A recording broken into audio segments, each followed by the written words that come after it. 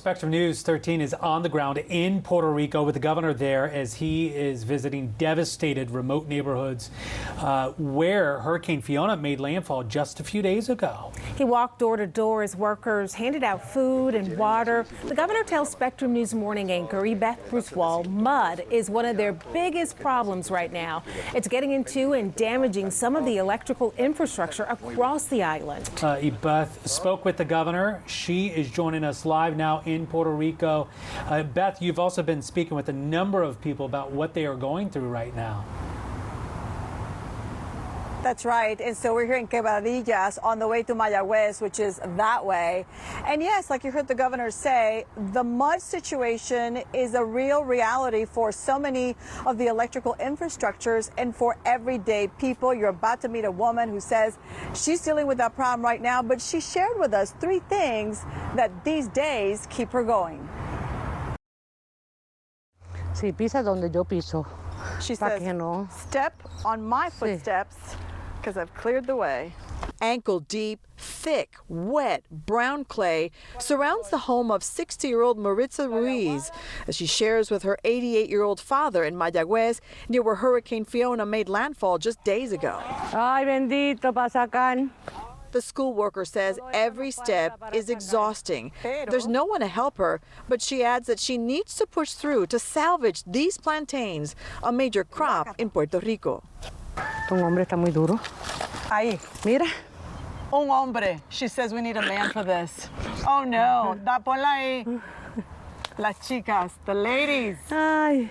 This could be part of a meal, tostones fritos, at some point. Yo lo comparto.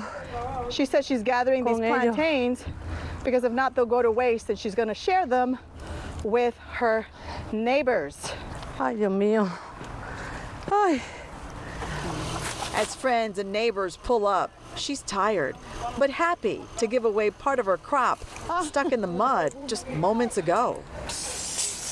And look at that, running water. It came back on just 3 days ago. Having water finally, how does that feel? Yo prefiero tener agua a que no haya luz. She prefers to have running water than to have electricity. She still has no electricity, but she'll take the water. Back on the front porch, Ay, Dios, estoy cansada. her 88-year-old dad, a Korean War veteran, says he feels badly he can't do more.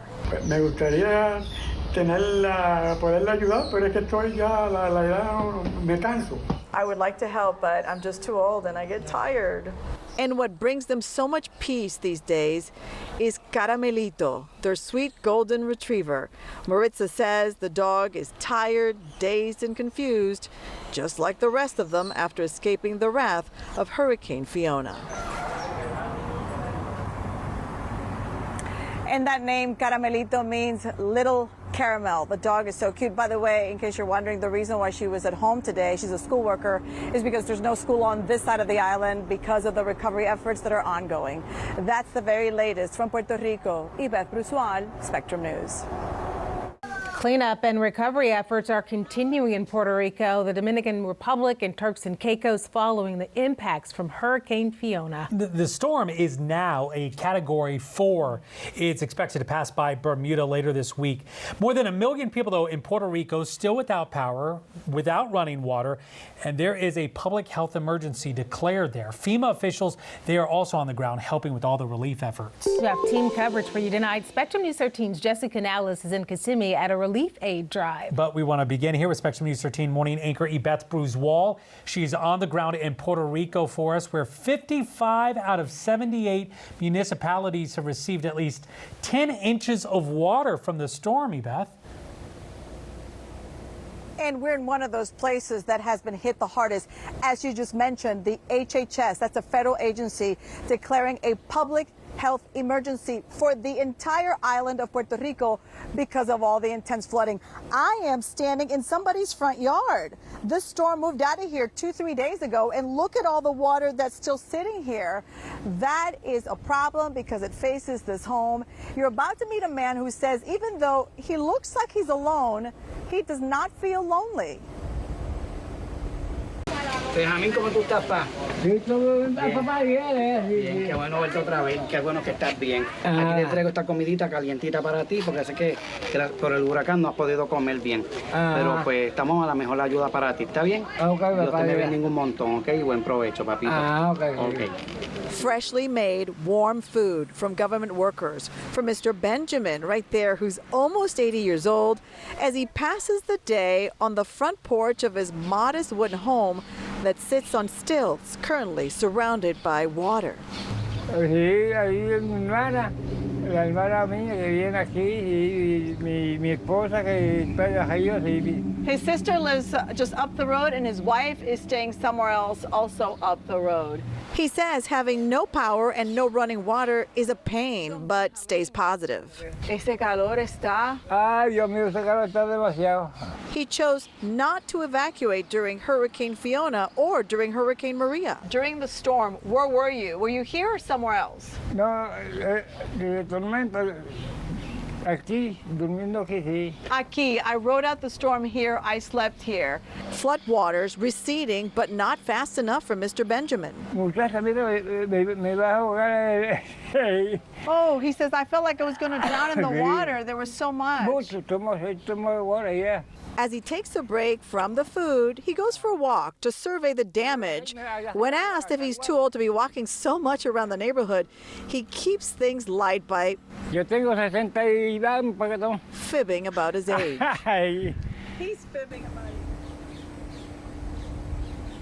Okay, so they're not only dealing with the flooding here, but also this area where we're located right now, Añasco, is dealing with a heat advisory, so feels like temperatures way over 100. Let me show you where we are, okay? This is Puerto Rico, and we have traveled from the east all the way down the bottom south area of the island, the worst hit areas, and then we went up the west coast here. We're in Añasco. Why does that matter? We want to be very clear at Spectrum News that we're covering the hardest hit areas. It's really fast, quick to get to the areas near to the airport, but it's difficult to get to the hardest hit areas, and that's why we're here, telling the people's stories for Spectrum News. That's the very latest from the west side of Puerto Rico. Ibeth Brusual, Spectrum News. Ibeth, thank you. And Puerto Ricans, as we were seeing there from Ibeth, they are starting this recovery process here. A lot of work ahead because of Hurricane Fiona. Puerto Rico is now under a disaster declaration. President Joe Biden approving it after the impact from Hurricane Fiona. Federal aid, by the way, is on the ground. More is going to be sent. Fiona, as we have been showing you, has brought strong winds, heavy rain, leading to catastrophic flooding and landslides. At least 8 people are now confirmed to be dead because of the storm. Well, our crew is still on the ground there in the island, surveying the recovery efforts and getting firsthand accounts from those impacted by the storm. Spectrum News morning anchor Ibeth Brusual is joining us live right now from the northwestern part of the island. And Ibeth, you have been reunited with a family that you met on the plane leaving Orlando a few days ago, apparently desperately trying to get back to their home in Puerto Rico.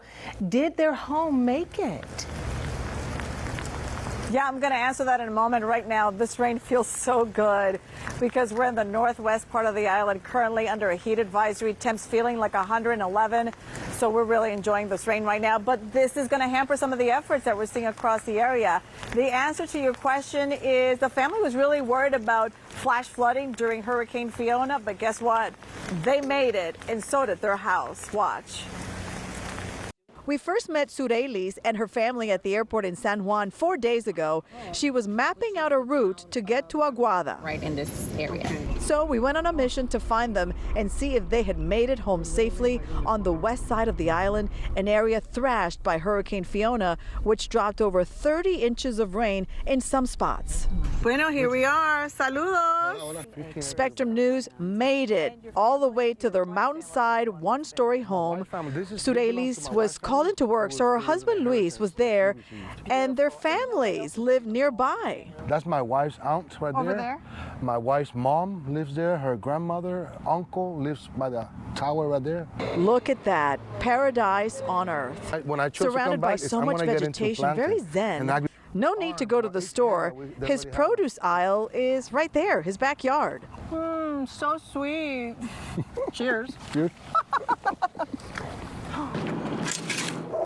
Now the peace and quiet of his serene backyard with epic views is replaced by the sights and sounds of cleanup efforts, so he gets to work with a machete in hand. The days are long, but Luis is so very thankful for two things. Damage was not too bad since he's up in the mountains, and that they've had power the whole time. How is that? Solar panels, but get ready, it can be expensive to install. That's one of the hesitations for some people. It could be a shocking just up front when you get that initial number, but the outcome, it will always surpass. As he takes a break from cleaning up all that debris, he says he has zero regrets about choosing renewable energy. His home has now become a hub for friends and family to stop by. They know that we have power, so they come in, they look for the generator, they look for the plugins. It's just a resource for them, and that's what we want it to be. As he gets ready for a caffeine jolt, he gets emotional as reality sets in about so many people that are hurting right now on the west side of Puerto Rico and his ability to help his family. It's the realization that you have achieved what you came here for.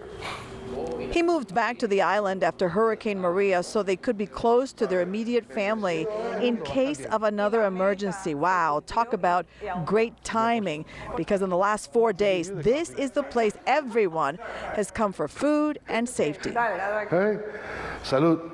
Café boricua con sabor de aquí. Como usted lo sabe preparar. Vamos, salud.